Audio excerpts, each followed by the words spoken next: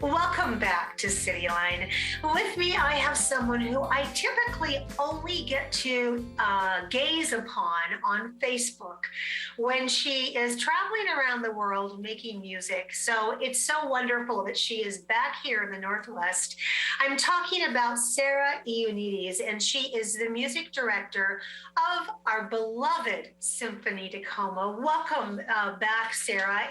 It's been I think it's been 18 months since I've seen you, like in this fashion as well. Right. And it's not much longer, is it, till we can finally connect in person. It's so great to see you again. And I just can't wait to be on the podium and play real music for you. You know, I can't wait to have you on the podium to see your arms move, to see your beautiful sheer black clothing that you wear and the copper in your hair from the spotlight. See, I haven't forgotten what you look like when I'm sitting in the audience. So, Sarah, this is a big year for Symphony Tacoma. I wish I had one of those David Letterman drum rolls. It is the 75th anniversary. Tell us what you have planned for this season, because I know it has to be great.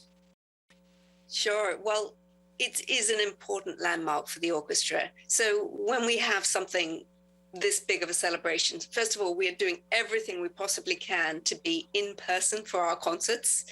And so we've got 6 classics, holiday favorites, Messiah, 2 bonus concerts, and Symphony Tacoma Voices. So we've got a lot of music that we are planning to perform. And what we've done also is look back into the history of the organization, how it was begun. And really this tracks also the history of Tacoma with a 6-part videocast series hosted by PLU professor Greg Utz, telling the history of Symphony Tacoma. And that's posted on our YouTube channel. And then the music, of course, that we're going to be performing is both a nod to the past, but really also about exploring a very wide range of diverse composers and making a deep and long-lasting commitment to diversity for the orchestra in the future.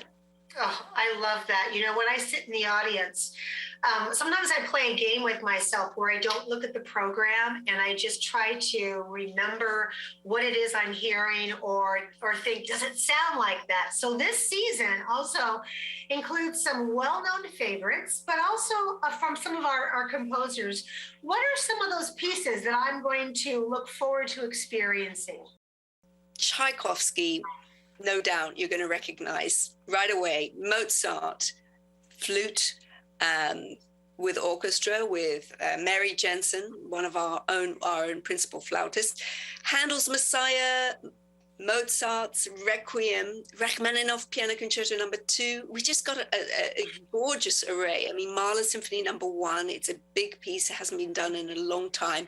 And when COVID hit, we were in the middle of a Beethoven 250 anniversary. And so we are bringing back some of those works by Beethoven with Pallavi Mahadara playing Piano Concerto No. 4, as well as our choir doing the choral fantasy with orchestra and piano.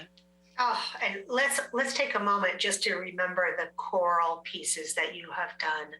They are they're mythical. And they're mystical. The sound floats throughout the theater, and you wonder what you're listening to, and you swear it can't be a human voice, but it is.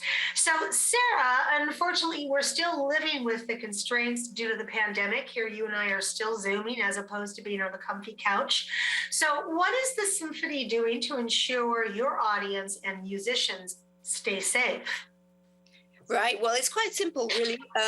We're all used to going places where we now have to show proof of vaccination or a negative COVID test within 72 hours. At least I am when I get on a plane. So you have to wear a mask when you're attending Symphony Tacoma, whether or not you've been vaccinated. So we're basically continuing to reassess all of these guidelines. But essentially, come along, be ready to show your vaccine card or a negative test within 72 hours of the concert date. And the hall is being sanitized. We've got filters handling all of the exchange of air. These are MERV V13 filters. They've been installed in the Pantages, and all staff and volunteers are wearing masks during the performances. And of course, we ask you to stay home if you're not feeling well, if you have any COVID symptoms, or if you've been exposed to anyone. And all ticket holders will be informed ahead of time what to do and what to expect when they come to the concert hall. So I'm hoping that we've got used to this, and that we are doing everything possible to keep our audience and our musicians and volunteers safe during our performances. And that's our highest commitment, but also finally able to play live music to everybody. And I've been doing it, as you mentioned, I've been flying and doing some concerts here and there. So I know it can be done. You are such the eloquent conductor, because you have told us exactly what we need to do in the clearest possible way. And I thank you for that. Because sometimes, people are like, well, does that all apply to a theater also? So it's good to know that what we have across the board is also happening in the Pantages. You've postponed your in-person gala that was scheduled for next month, but you're moving ahead with a virtual program. That's no surprise coming from you, Sarah. Tell us about that. Well, this is a bit of a surprise for me too, because I'm not used to doing something that will be shown at this auction. But basically, we're going to start an online auction this coming Friday, October the 1st, through to that online gala, and we're postponing the live until the spring. And during that online gala on October the 8th, I will be performing with our concertmaster, piano and violin, from a recital that we did a few weeks ago. So that's a special few nuggets, and definitely put me into a different zone. And I really, really enjoyed it. It's just marvelous playing with Sven. And we've got some really beautiful and diverse works on that, which reminds me, I didn't tell you about the diverse composers that we have on our season 2. So maybe we can do that if we have time. Well, tell me now. Okay. Well, as I mentioned, we're really committed to just a really broad array of both artists and composers. So we're opening the season with Patrice Rushen. She's a jazz singer. She was classically trained, African-American, and she's just a fabulous musician and composer. So she does all sorts of things, rhythm and blues, jazz, and all of that. But she also writes brilliant orchestral music. So we're doing Color Express by her. It's actually the first movement of her symphony. I wish we had time for all of it, but hopefully we'll be able to hear more in the future. And then we've got artists like Anthony McGill, who's just, one of the rock stars of African-American musician talents, coming to perform an important piece by Richard Danielpour. We've also got a composer called, he was nicknamed the Black Mozart, Chevalier de Saint-Georges, Boulogne Symphony No. 2 on our second program. And also we're doing the world premiere of David Ludwig's Bleeding Pines, which we were supposed to do right before COVID hit. So we've got his violin concerto performed by his wife, Bella Christopher, as well. So there's just some of them. And if you go to our website, everything is there, from how to buy tickets to what the program is, to what are the COVID protocols. And if you can't find anything, just please call us or let us know. Sarah, it just went across my forehead in cobalt. You are a musician's best friend, because you spend time finding artists, composers, musicians, and conductors like yourself. And you give each one of them a spotlight to express. And the fact that you have even introduced us to the differences or the combinations thereof of people is such a gift of knowledge. Thank you for that, because when you sit in those seats, you're not always quite sure of who is doing what. You just know it's going to sound heavenly. So thank you for that education. So Sarah, you talked about opening night, which is October 23rd for our viewers. Write that down. Tell us about the program. And of course, we know people can purchase tickets online. That's the quickest way to do it. But of all those people you mentioned, who is going to land on opening night?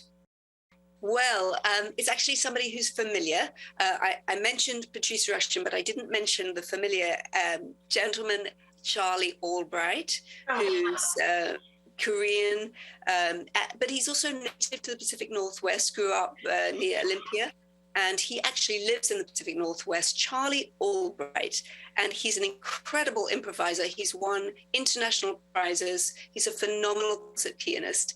And I think if anybody remembers Charlie's other performances with Symphony Tacoma, they'll be back because they don't want to miss him again. He's just a brilliant, brilliant young man. We're also doing Tchaikovsky Passatique Symphony. And this is such an important and special work. I always hesitate about whether to put something like this, which is a kind of a sad piece in a way, the way it ends. But to put it on opening night, well, I think we have a lot of reason. You know, there's beautiful waltzes in it. There's also military dances.